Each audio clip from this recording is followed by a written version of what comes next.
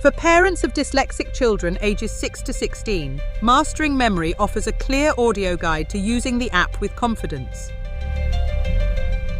Hello again, welcome to episode 3. The theory is done. Now the practical question. What does this all actually look like at your kitchen table? Good news. The answer is small. Smaller than you're probably expecting.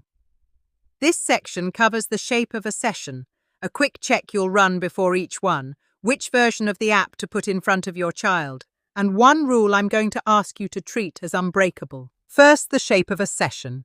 Here is the whole commitment. Once a week, 15 to 20 minutes, for a run of about 10 sessions. Then you stop for a while and spend the time using the strategies out in real life instead. That's episode 10, and it matters more than the sessions themselves.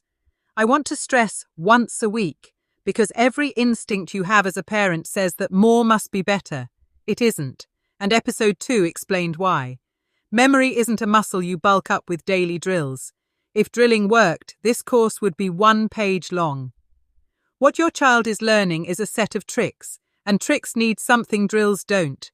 The days in between, where they get tried out on real spellings, real instructions, and real school bags. A week between sessions isn't a gap in the program. It is the program. It allows integration. It allows transfer to real life. There are 3 more things about the shape of sessions. It's one-to-one, and you're always in it. You and your child side by side, both of you looking at the same screen. The app is never handed over as a solo game. You know from episode 1 why. On its own, it's just pictures appearing and disappearing. You are the ingredient. If you can't be there this week, the session waits. Nothing is lost by waiting. It's relaxed, and it's never a lever. The session is never a reward. If you finish your homework, you can do your memory game. And never a punishment or a remedy for a bad day. You forgot your PE kit again, so we're doing extra memory practice. The moment it becomes either the relaxed, nothing at stake feeling that makes the whole thing work is gone. It's just a thing you two do together, like a board game with a secret purpose. A regular slot helps. Same day, roughly the same time, Sunday after breakfast, Wednesday before tea. Not because the schedule is sacred, but because a regular slot stops it becoming a negotiation and stops it drifting. Before you start today, I have a 2-minute check. Remembering anything depends on a surprisingly long list of things going right. The manual lists over a dozen. Here's the parent-sized version. Run through it in your head before each session. It takes less time than filling the kettle. Did they sleep? And are they well?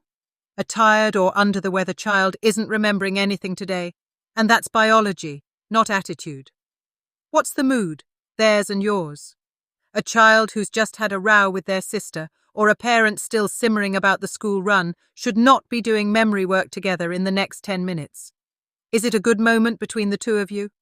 The manual quietly lists a good relationship with the teacher as a prerequisite for memory itself. And in this course, that's you. Warmth first, pictures second. Is the room on your side? Is it quiet? Is the screen away from the window and the telly? Are siblings occupied elsewhere? You'll learn in episode 5 which distractions bother your child most. For now, fewer is better. Secondly, do they know the words in today's picture set? More on this at the end of the section. It gets a rule of its own. And the meta rule sitting over the checklist. If the answer to any of these is no, skip today. A skipped session costs you nothing. You'll pick it up in a few days. A session forced through tiredness or a bad mood costs you the thing you can least afford to lose. Your child's feeling that this is safe and quite fun. When in doubt, don't push it. Now let's consider which app to use. This course is built around the Mastering Memory apps. You'll find them on the Apple App Store, Google Play, and the Microsoft Store. There are 2, and choosing between them is mostly about your child's age and dignity. Mastering Memory Pictures is the one for younger children. The listing says ages 2 to 11, and the pictures are friendly, familiar things. Animals, food, transport, sport. If your child is under about 8 or 9, start here and stay here happily. Mastering Memory. Pro contains everything Pictures has, plus extra sets, colors, shapes, numbers and letters, signs and symbols, photos and abbreviations. From around 8 or 9, many children prefer PRO for a simple reason.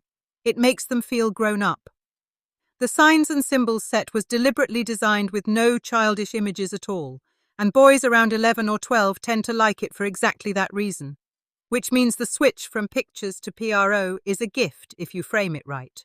It's a promotion, never a test. What to say? I think you've outgrown the little kids version. There's a Pro one. It's what the older students use. Want to move up? That's it. No, let's see if you can handle it. But make it into a promotion, delivered with a straight face. If your child resists, some children want to stay with the familiar animal pictures. Likewise, some older children using Pictures feel embarrassed by it. Either way, follow their lead, not the age on the box. A 10-year-old happy in Pictures is fine. An 8-year-old proud of Pro is fine. Comfort beats the listed age range every time. I should just add one more line for some families. Pro includes options to change the colors and backgrounds on screen. If your child finds black on white text glary or uncomfortable to look at, some children with visual stress do, spend 2 minutes in those settings together before your first session and let them pick what feels easiest on their eyes.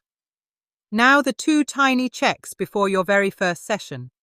The app quietly assumes 2 things, so check them once, casually, before session 1, same and different. The conversations you'll have. Are there any differences between the 2 rows? Rest on your child being solid on what same and different mean. Almost every child in this course's age range is. If yours is very young, play a 30-second round of Spot the Difference with 2 spoons or 2 socks and you'll know. Tapping the screen. Make sure they're comfortable driving the app, choosing Pictures, pressing Next. Small thing, but a child fumbling with the controls is a child whose workbench is full of the wrong task. Now we'll talk about introducing it to your child.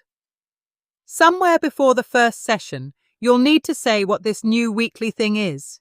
Keep it light, honest, and short.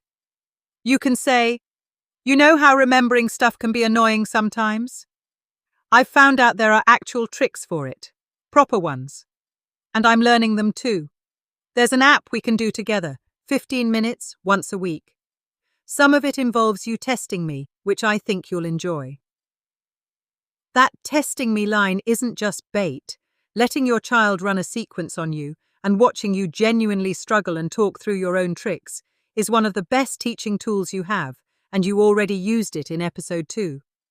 Some children are also motivated by a sticker chart or by seeing their own progress. Fine, if that's your child. You're the expert. But remember, those decorate the sessions. They never become the goal. What to do if your child says no? Don't sell harder, and don't make it a battle you have to win today. Shrug, leave it, and try again in a few days, maybe by starting a session on your own where they can see you. Curiosity does the recruiting that pressure can't. What you must never do is turn the first session into a command performance because you'd be starting a course about confidence with a defeat. Now, the unbreakable rule. They must already know the words. The rule this section closes on, and I'm stating it as exactly that. A rule, not a tip. Only ever use picture sets whose words your child already knows. Here's why it's unbreakable. This course teaches memory tricks. That's the one job.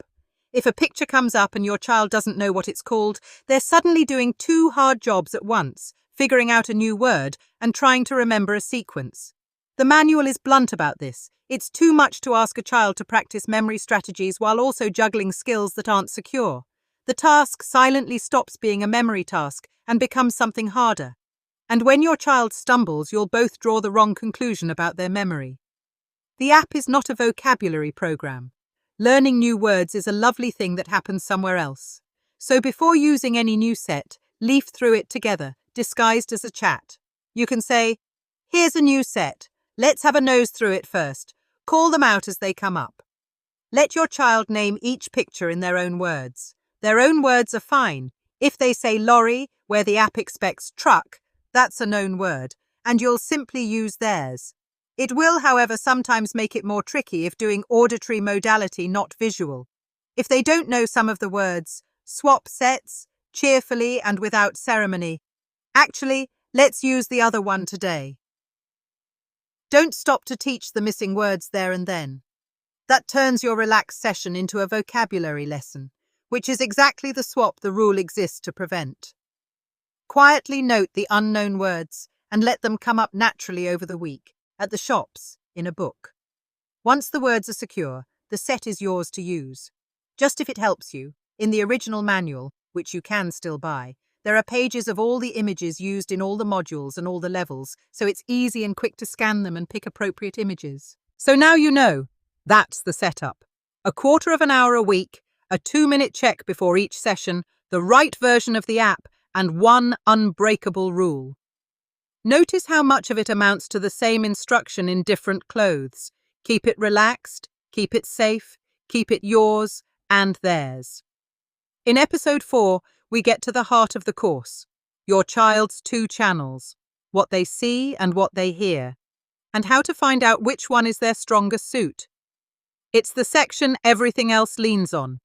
Go and get the appropriate app before next time, and I'll see you there. If you look in the description of this episode, you should see links for everything you need.